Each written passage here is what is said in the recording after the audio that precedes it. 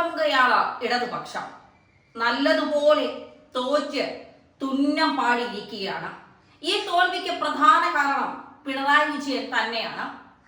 2 തവണ അധികാരത്തിലേറിയ സർക്കാരിനെ വിശ്വസിക്കാൻ ജനങ്ങൾ എന്തുകൊണ്ട് മടിക്കുന്നു എന്ന ചോദ്യത്തിൽ നിന്ന് തന്നെയാണ് പിണറായി ജനങ്ങളോട് പെരുമാറുന്ന രീതി ശരിയല്ല എന്ന CPM-ലെ പല മുതിർന്ന നേതാക്കളും കണ്ടെത്തിയിരിക്കുന്നത്.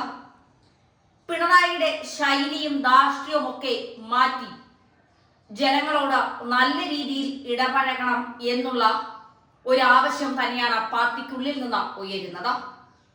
എന്തായാലും ഗോവിന്ദനും ബിനോയ് വിശ്വവും ഒക്കെ നന്നായി പിണറായിക്കിട്ട് താങ്ങുന്നുണ്ട്. പിണറായിയാണ് ലോക്സഭാ തിരഞ്ഞെടുപ്പിലെ തോൽവിക്ക് പ്രധാന കാരണം എന്ന് തന്നെയാണ് ഗോവിന്ദനും പറയാതെ പറയുന്നത്. ലോക്സഭാ തിരഞ്ഞെടുപ്പിൽ നല്ലതുപോലെ തോൽവിക്കിടയായ കാരണങ്ങൾ പഠിക്കുവാനും തിരുത്തുവാനും ഒരുങ്ങുകയാണ് CPM. ഇതിനായി തീരുമാനിച്ച CPM നേതൃയോഗങ്ങൾ ഞായറാഴ്ച തുടങ്ങി. 16, 17 തീയതികളിലായി സംസ്ഥാന സെക്രട്ടേറിയറ്റും 18, 19, 20 തീയതികളിലായി സംസ്ഥാന സമിതി യോഗവും നടന്നു. രണ്ടാം പിണറായി സർക്കാരിനെതിരായ ഭരണവിരുദ്ധ വികാരമാണ് തിരഞ്ഞെടുപ്പിലെ തോൽവിക്ക് കാരണമെന്ന് പാർട്ടിക്കകത്തും പുറത്തും വിമർശനം ഉയരുകയാണ്. ഇതിനിടെയാണ് കേന്ദ്ര നേതൃത്വം കൂടി തിരുത്തൽ വേണമെന്ന് പറഞ്ഞതോടെയുള്ള നേതൃയോഗം. രാജ്യത്താകെ BJP വിരുദ്ധ വികാരമുണ്ടായപ്പോൾ പോലും കേരളത്തിൽ UDF-നാണ് നേട്ടം കൊയ്തത്. ഭരണവിരുദ്ധ വികാരമില്ലെന്നും സ്ഥാപിക്കാൻ മുഖ്യമന്ത്രി പിണറായി വിജയൻ നിയമസഭയ്ക്കകത്തും പുറത്തും പെടാപ്പാട് നടത്തുകയാണ്.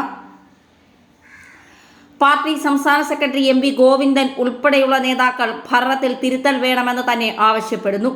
CPI യോഗങ്ങളിൽ അണികളും ബഹുഭൂരിപക്ഷ നേതാക്കളും പരസ്യമായി തന്നെ എന്തിനിയും പിണറായിക്ക് കൂടെ നിൽക്കുന്നു എന്ന ചോദ്യമുയർത്തുന്നു.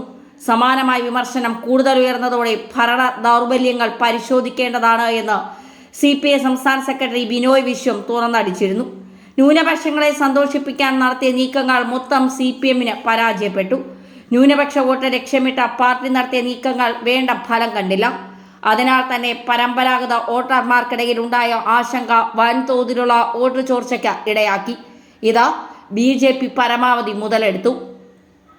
ആലപ്പുഴയിൽ ഉൾപ്പെടെ പാർട്ടി ശക്തി കേന്ദ്രങ്ങളിൽ ഉണ്ടായ വോട്ട് ചോർച്ച പാർട്ടി വൃത്തങ്ങളെ ഞെട്ടിക്കുന്നത് ഈ സാഹചര്യത്തിലാണ്. തിരഞ്ഞെടുപ്പിൽ UDF വോട്ടുകളാണ് BJP-യിലേക്ക് പോയതെന്ന ചില കണക്കുകൾ നിരത്തി മുഖ്യമന്ത്രി പിണറായി വിജയൻ നിയമസഭയിൽ പറഞ്ഞ അതേ ദിവസം തന്നെ ആലപ്പുഴയിൽ CPM വോട്ടുകളും BJP-യിലേക്ക് പോയെന്ന് ജില്ലാ സെക്രട്ടറി നാസർ പറഞ്ഞത് പിണറായിയെ ഞെട്ടിച്ചുകൊണ്ടായിരുന്നു.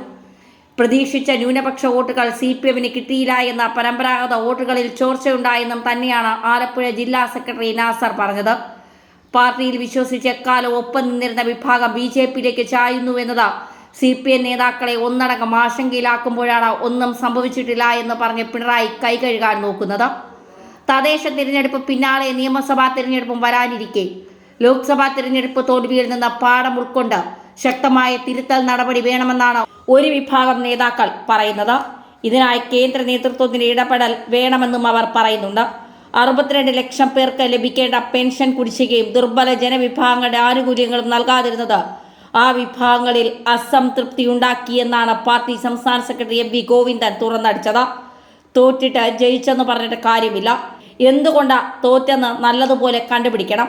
രണ്ടാം പിണറായി സർക്കാർ അധികാരത്തിൽ വന്ന ശേഷം പാർട്ടി കേഡർമാരിലേക്ക് അരിച്ചു കയറിയ മുതലാളിത്ത സ്വാധീനം തൂത്തെറിഞ്ഞ് ശുദ്ധീകരിക്കുമെന്ന് കൂടി ഗോവിന്ദൻ പറഞ്ഞു.